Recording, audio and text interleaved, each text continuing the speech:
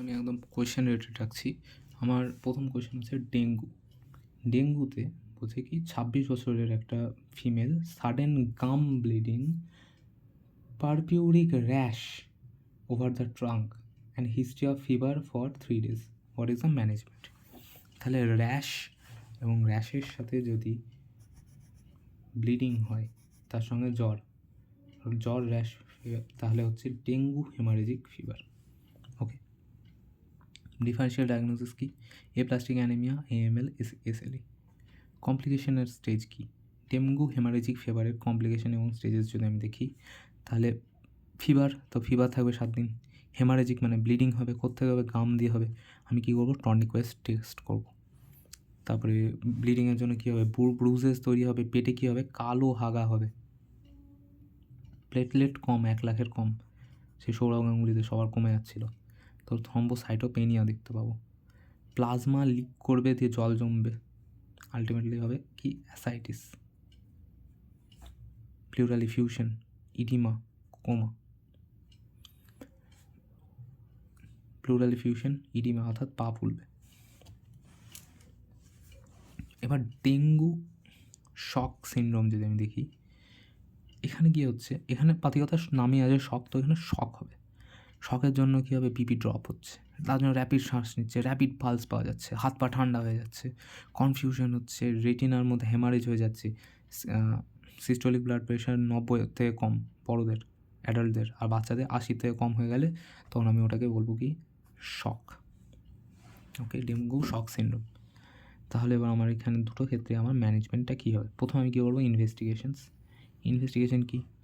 Platelet কমছে তো BT-CT সব বাড়বে। প্রথম 1 থেকে 5 দিনে আমি NS1 অ্যান্টিজেনটা পাবো। এটা আর্লিয়ার পাওয়া যায়, ফাস্ট পাওয়া যায়, কিন্তু এটা ডেঙ্গু স্পেসিফিক নয়, একই রকম অনেক স্পিসিসে পাওয়া যায়। নেক্সটে আমি ম্যাক এলাইজা করবো ফর ইন্ডিয়া। ম্যাক এলাইজাতে আমি IgM পাবো, এটা 5 দিন পরে পাওয়া যায় এবং এটা স্পেসিফিক হয়। IgG মানে হচ্ছে পুরনো infection, past infection. RT-PCR routinely করা হয় না, চেস্ট এক্সরে, USG এগুলো করবো লাস্টে। সব টেস্টের নাম লিখে দেবো, সিম্পল কথা। Next question, 25-year-old female with body এক 3 দিন ধরে generalise rash for 1 day, what is the differential diagnosis? তাহলে ফিভার আছে, আবার ফিভার এবং র্যাশ যদি একসাথে থাকে তাহলে ফিভার কী লিখছি? ভাইরাল লিখছি, সাব্বাস।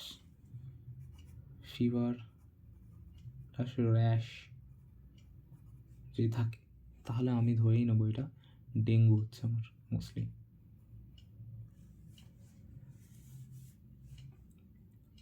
এবার viral haemorrhagic fever due to dengue বা চিকেনগুনিয়া, এটা আমার লিখবো।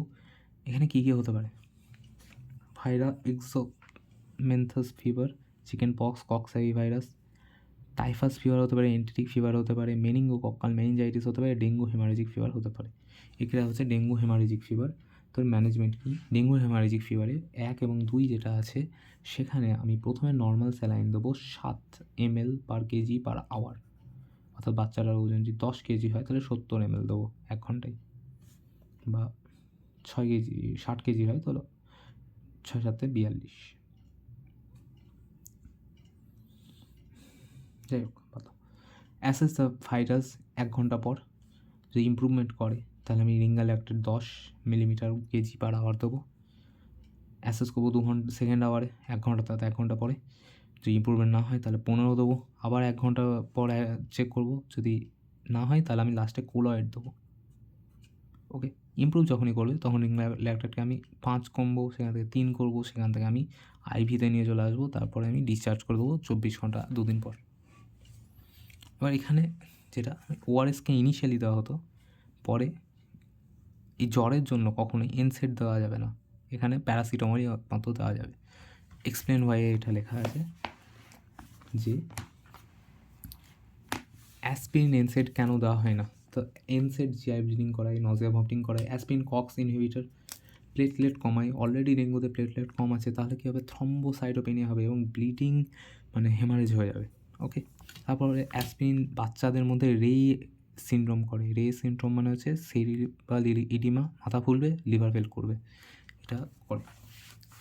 তার জন্য অনলি প্যারাসিটামল দেওয়া হয় যখন ডেঙ্গু হয়ে থাকে অ্যাজ আ পাইরেটিক, অর্থাৎ জ্বর কমানোর জন্যে, কারণ প্যারাসিটামলের কোনো প্লেটলেটের উপরে কোনো অ্যাক্টিভিটি নেই। এবার আসছি stages of dengue.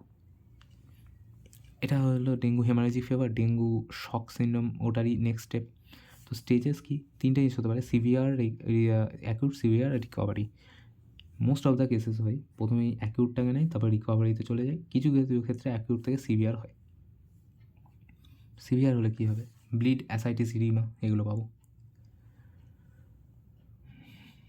Dengue haemorrhagic ফিভারেরও আমি যে 4টে ক্লাসিফিকেশন দেখি 1, 2, 3, 4, তার লাস্ট দুটোতে শক সিনড্রোমটা হচ্ছে ডিএসএস। আগেরটাতে ফিভার, দু একটাতে ব্লিড। ডিএসএসে কী হচ্ছে? Cold, clammy skin, confusion, only supportive care আমি এখানে দিতে পারি। ডিওএসএসে আমি কী দেখব? ডেঙ্গু শক সিনড্রোমে আমি প্রথমে শকটাকে অ্যাসেস করব। যদি দেখি যে ওর হাইপোটেনশন অর্থাৎ বিপি কম আছে, তাহলে ওটা 3rd ডিগ্রিতে আছে, ওকে আমি রিগনাল ল্যাকটেট 20 দেবো। আর ওর যদি আমি দেখি যে বিপিটা ট্রেসই করা যাচ্ছে না, তাহলে আরও খারাপ অবস্থায় চলে গেছে, 4-এ চলে গেছে, ওকে আমি বোলাস আকারে রিঙ্গাল ল্যাকটেট দেবো। তারপরে অ্যাসেসমেন্ট করবো। যদি ইমপ্রুভ করে তাহলে আমি রিঙ্গাল ল্যাকটেটটা পাতি কমাতে থাকবো, এরকম করে। আর যদি ইমপ্রুভ না করে তাহলে কি? যদি দেখি ইমপ্রুভ করছে না, তাহলে আমি দেখবো হিমাটোক্রিট কত। হিমাটোক্রিট যদি বেড়ে গেছে তাহলে আমি কোলয়েড দেবো কমানোর জন্য। আর যদি আমি দেখি হিমাটোক্রিট কমে গেছে তাহলে আমি বাড়ানোর জন্য ব্লাড দেবো। অ্যাসেস করবো, ইমপ্রুভ করলে ভালো, নইলে আমি অন্য কজের জন্য লুক আফটার করবো। Same last line. So that's the entire dengue. Why crystalloids are preferred over colloids? কারণ হচ্ছে ক্রিস্টালয়েডগুলো হচ্ছে চিপ, কস্ট ইফেক্টিভ, আবার ইকুয়ালি ইফেক্টিভ, একই রেজাল্ট। এবং এখানে ক্রিস্টালয়েডের ওই একই রেজাল্ট বানাতে 2 থেকে 3 গুণ ভলিউম লাগে, তো কন্ট্রোল বেটার করা যায়, স্লো এক্সপানশন হয়, সেফার হয়। তো তার জন্যে সাইড এফেক্ট কম, অ্যালার্জি নেই, তার জন্য আমি ক্রিস্টালয়েডকে প্রেফার করি ওভার কলয়েড। নেক্সট আমি যদি আসি, সেটা হচ্ছে ম্যালেরিয়া। ম্যালেরিয়ার ক্ষেত্রে দেখা যাক। নেক্সট আমি যদি দেখি ম্যালেরিয়া, তাহলে একটা ম্যালেরিয়া পেশেন্টকে ভর্তি করা হবে হাই ফিভার নিয়ে, এবং চিল রাইগর হচ্ছে 5 দিন ধরে ড্রাউজি হয়ে যাচ্ছে লাস্ট নাইটে। তাহলে এটা কি ডায়াগনোসিস? তাহলে চিল ফিভার, চিল রাইগর, তার সঙ্গে ড্রাউজি হচ্ছে, তাহলে মানে হচ্ছে সেরিব্রাল ম্যালেরিয়া। এখানে আমি কী কী পাবো? এখানে আমি প্যালাওর জন্ডিস, স্প্লিনোমেগালি, হেপাটোস্প্লিনোমেগালি, নেক রিজিড, অর্থাৎ সব কিছুই পাচ্ছি। ইনভেস্টিগেশন হচ্ছে কমপ্লিট হিমোগ্রাম, সেখানে আমি নর্মোক্রমিক নর্মোসাইটিক অ্যানেমিয়া পাবো, হিমোগ্লোবিন কম থাকবে, অ্যানেমিয়া হবে, ব্লাড গ্লুকোজ কম থাকবে, কারণ ব্যাকটেরিয়া আছে, সিম্পল কথা।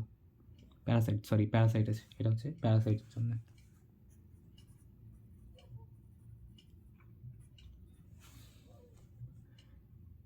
কালো ইউরিন পাবো, নিউট্রোফিল বেড়ে যাবে, ইএসআর যেটা আছে সেটা, ইএসআর, সিআরপি, এগুলো বেড়ে যাবে, কারণ ব্যাকটেরিয়া প্যারাসাইটের ইনফেকশন আছে। পিবিএস হচ্ছে গোল্ড স্ট্যান্ডার্ড, সেখানে আমি যদি থিক স্মিয়ার করি তাহলে আমি কী পাবো? প্যারাসাইট কোনটা আছে সেটা জানতে। আর থিন স্মিয়ার করলে আমি পাবো যে কোন স্পিসিসটা আছে সেটা জানতে পারবো। বাফি কোড অ্যানালাইসিস করতে পারি। টিপ স্টিক টেস্টে আমি হিমোগ্লোবিন অ্যাট ইউরিন দেখতে পারি, অর্থাৎ প্রোটিন ইন ইউরিন দেখতে পারি। র্যাপিড ডায়াগনস্টিক কিট থেকে আমি HRP2 যেটা আছে সেটা ফ্যালসিপেরামের জন্য ডিটেক্ট হয়। প্লাজমোডিয়াম ফ্যালসিপেরাম HRP2 ডিটেক্ট করে। ওকে, পিসিআর করতে পারি, সিটি করতে পারি, এলএফটি, আরএফটি, টিএফটি এগুলো করতে পারি, এবিজি, গ্যাস অ্যানালাইসিস, অ্যাসিডোরিসিস, এগুলো সব পালমোনারি ফ্যালসিপেরামে পাওয়া যায়। জেনারেল ম্যানেজমেন্ট হচ্ছে ড্রাউজি হয়ে গেছে, তার মানে হচ্ছে আইসিইউয়ে ভর্তি করবো, monitor, airway clear, acid base balance সব কিছু, অক্সিজেন ময়েস দেবো, ব্রিদিংয়ের জন্য ভেন্টিলেশন দেবো, ইনটিউবেশন দেবো। আর কী কী করবো সব এখানে লিখে দিয়েছি ইচ্ছা করে। Circulation, charting, catheterisation, Ryle's tube feeding, DVT, যেন মুভমেন্ট করাবো, প্যাসিভ মুভমেন্ট, যেন বেড সোর না হয়, তার জন্য হাইজিন করবো, investigation haemoglobin, sugar, parasite count, LFT, electrolyte যা যা রেগুলারলি করে সব কটা করবো। এবার আসছি আমার গল্প মেন, সেটা হচ্ছে আমি ট্রিটমেন্ট কী করবো যখন আমার কমপ্লিকেটেড হবে বা সেরিব্রাল ম্যালেরিয়া হবে বা সিভিয়ার ম্যালেরিয়া হবে, সব কটাতেই আমি দেবো আর্টিসুনেট মেন দেবো। ওকে, 2.5 মিলিগ্রাম পার কেজি, 0, 12, 34, 48। স্টেবল হয়ে গেলে ওরাল এএসপি অর্থাৎ আর্টিসুনেট 100, সালফাডক্সিন 1500, পাইরোমিথাক্সিন 75। তার সঙ্গে 45 মিলিগ্রাম করে ডে 2 থেকে প্রাইমাকুইন দেবো।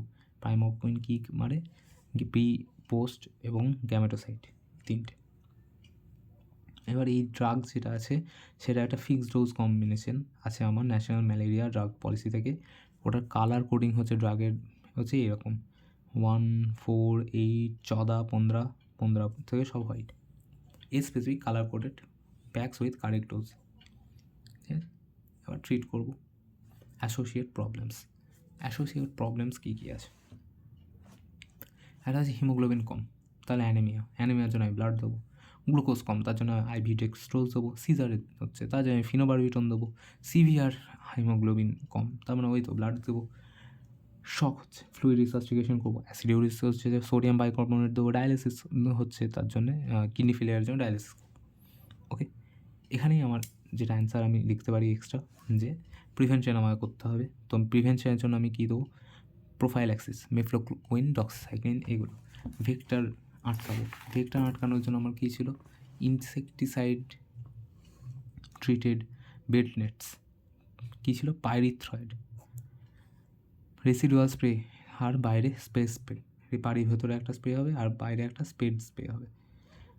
অ্যান্টি লাভারের জন্য আমি ক্লিয়ার স্ট্যাগনেট ওয়াটার ইন ট্যাঙ্কস, ঠিক আছে, জলের ট্যাঙ্কের মধ্যে আমার আলটিমেটলি অ্যানোফিলিস থাকে। লিখিনি, অ্যানোফিলিস থেকে সরাই। অ্যানোফিলিস আমাদের ট্যাঙ্কে থাকে, জলের ট্যাঙ্কে থাকে। গাম্বুসিয়া, তারপর ব্যাকটেরিয়া থুইনজিয়ানসিস, ম্যালাথায়ন, এগুলো সব আমি ইউজ করতে পারি।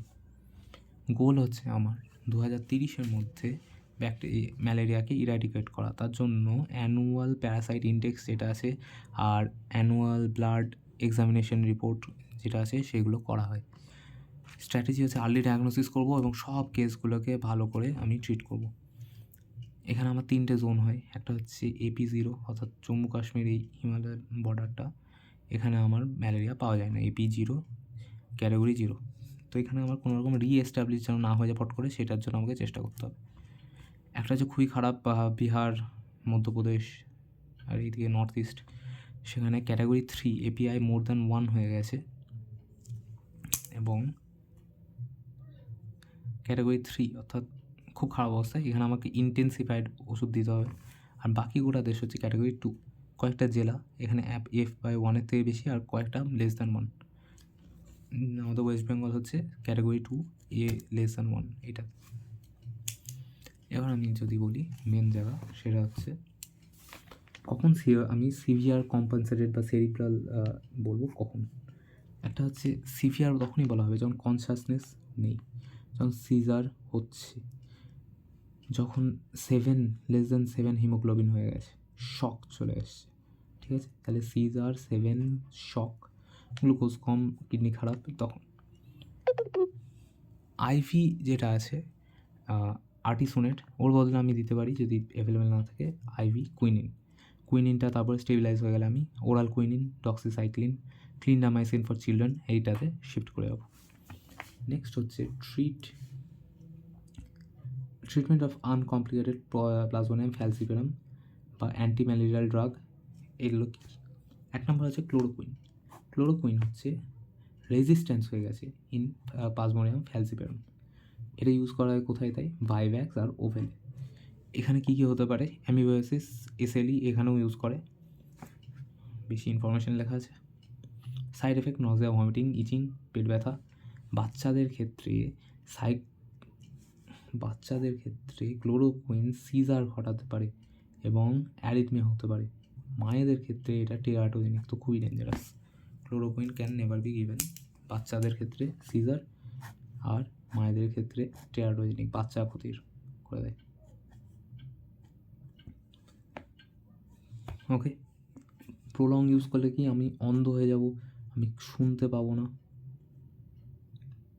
আমার চুল পড়ে যাবে, ফটোসেন্সিটিভ হবো, এগুলো। প্রাইমাকুইন কী করে? প্রি এক্সো ইথ্রোসাইড, পোস্ট এক্সো ইথ্রোসাইড আর গ্যামেটোসাইডাল তিনটেকেই খুন করে। এটা G6PD, কিন্তু এখানে দেখতে হবে G6PD-তে এটা কন্ট্রাইন্ডিকেটেড। প্রেগনেন্সিতেও দেওয়া যাবে না, প্রেগনেন্সিতে দেওয়া যাবে না, G6PD-তে দেওয়া যাবে না, বাচ্চা ছোটো হলে দেওয়া যাবে না। কখন দেবো না তাহলে? যদি কালো রঙে আমি ইউরিন পেতে লাগি, তাহলে স্টপ প্রাইমাকুইন। নেক্সট কুইনিন, এটা T1 প্রেগনেন্সিতে দেওয়া যায়, সবথেকে বেস্ট। ACT হচ্ছে আর্টেমিসিন বেস কম্বাইন থেরাপি। এখানে কী কী দেওয়া হয়? ASP অর্থাৎ আর্টিসোনেট সালভাডক্সিন পাইরিমেথাক্সমিন, AS মাফ্লোকুইন অর্থাৎ আর্টিসোনেট মাফ্লোকুইন, আর এখানে একটা পার্ট ছিল তার জন্য দেওয়া হয় আর্টিমিথার লুমেফ্যান্ট্রিন। কমপ্লিকেশন অফ প্লাজমোডিয়াম ফ্যালসিপারাম, তো ম্যালেরিয়া, সেরিব্রাল ম্যালেরিয়া হয়েছে, তাহলে আমি কোমাতে যেতে দেখবো, কনভালশন দেখবো, অ্যানেমিয়া, জন্ডিস, হাইপোগ্লাইসেমিয়া, পালমোনারি ইডিমার জন্য আমি ওই ডিসমিয়া, অর্থোপনিয়া, পারক্সিমল নকশনাল ডিসমিয়া, কালো ইউরিন, ব্ল্যাক ওয়াটার ফিভার বলা হয় প্লাজমোডিয়াম। ওকে, কালো পায়খানা, মেলে না, অ্যাসিডিওসিস, কিডনি ফেলিয়ার, সব কটা দেখা যাবে প্লাজমোডিয়াম ফ্যালসিপারামে। নেক্সট আমি যদি দেখি ম্যালেরিয়া ইন প্রেগনেন্সি, আমি কী দেবো? ম্যালেরিয়া ইন প্রেগনেন্সিতে আমি প্রাইমাকুইন দেবো না, ঠিক আছে? ম্যালেরিয়া প্লাজমোডিয়াম 5X যেখানে আছে সেখানেও আমি ক্লোরোকুইন দেবো, যদিও দিতে এখানে বারণ করেছে কারণ এটা টেরাটোজেনিক, কিন্তু যাই হোক দিতে হবে। প্লাজমোডিয়াম ফ্যালসিপারাম যদি হয় তাহলে T1 আমি Q9 দেবো 600 ওরাল, T2 T3-তে আমি নর্মাল যেটা আমার থেরাপি সেটাই দিতে থাকবো। কমপ্লিকেটেড ম্যালেরিয়া হয়ে গেলে IV আর্টিসোনেট দিয়ে দেবো। প্রোফাইল্যাক্সিস অফ ম্যালেরিয়া, যদি আমি থার্ড ওয়ার্ল্ড কান্ট্রিতে ঘুরতে যাচ্ছি তখন দিতে হয়, তো যেই জিনিসগুলো দিতে হয়। ড্রাগ রেজিস্ট্যান্স হওয়ার জন্য এটা এখন আনরিলায়েবল। কী কী আমি দিই? আমি ক্লোরোকুইন দিতে পারি, আমি ডক্সিসাইক্লিন দিতে পারি, আমি মেফ্লোকুইন দিতে পারি। তো ডক্সিসাইক্লিন 100 যেটা আছে সেটা যাওয়ার একদিন আগে খাবো, তারপরে 1 মাস পর ফিরে এসে 1 মাস ধরে খাবো। মেফ্লোকুইন 2 সপ্তাহ আগে খাওয়া শুরু করবো, ফিরে এসে 1 মাস অবধি খাবো। ক্লোরোকুইনও 1 সপ্তাহ আগে খেতে শুরু করবো, 1 মাস অবধি খাবো। বাচ্চাদের অ্যাজ পার ওয়েট দেওয়া হয়। ট্রপিক্যাল স্প্লেনোমেগালি, এটা হচ্ছে over reacting spleen due to বারবার আমার ম্যালেরিয়া হচ্ছে। বারবার ম্যালেরিয়া হওয়ার ফলে ইমিউন রেসপন্স যেটা আছে সেখানে IgMটা ওভার প্রোডাকশন হয়ে যাচ্ছে, অতিরিক্ত প্রোডাকশন হচ্ছে। তার ফলে একটা স্প্লিনটা বড় হচ্ছে, ম্যালেরিয়া, লিভার, সব স্প্লিন বড় হচ্ছে, অ্যানেমিক হচ্ছে, অ্যাসিডিওসিস হচ্ছে। ডায়াগনোসিস কি? IgMটা বেড়ে যাবে অতিরিক্ত। ট্রিটমেন্ট কি? ম্যালেরিয়ার ট্রিটমেন্ট করো, লাইফ লং ক্লোরোকুইন দাও, ব্যাস।